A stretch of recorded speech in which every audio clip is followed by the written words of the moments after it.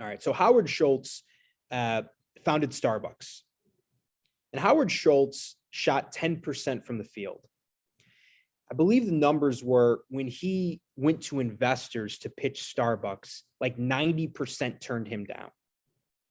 And as you can imagine, he's now a billionaire.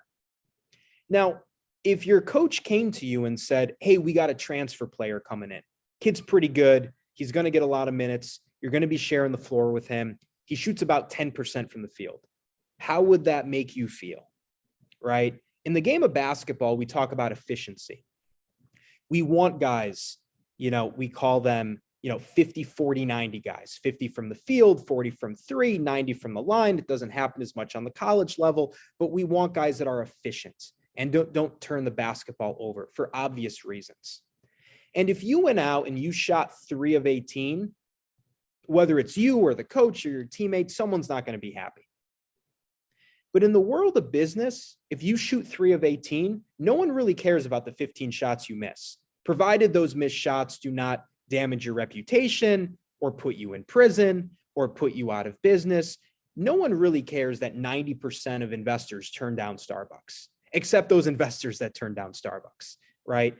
All they care about is the shots that you hit. So while you have to be discerning about when you shoot the ball in the game of basketball, you do not have to be that discerning when it comes to taking shots in the business world and in this internship. So when we talk about you calling alumni, I don't tell you how many to call, but imagine how successful you'd be if you called 5. Well, what if you did 10? Well, what if you did 15 or 20?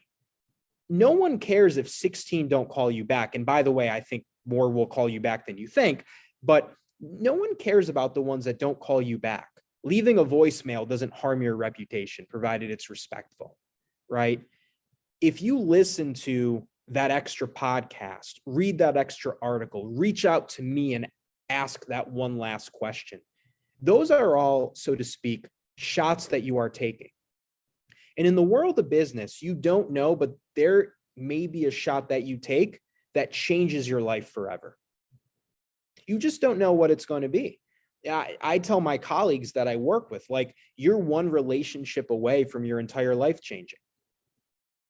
And that could very well be the people that are on your team today or your classmates. I mean, who's to say when you're sitting in class, you striking up that conversation with that guy or girl who's really smart doesn't become a 40-year business relationship that turns you into a billionaire. I mean, statistically speaking, that's probably not going to be the case, but what's the harm in striking up that conversation? Now, in the game of basketball, if you miss that shot, that's not a desired outcome.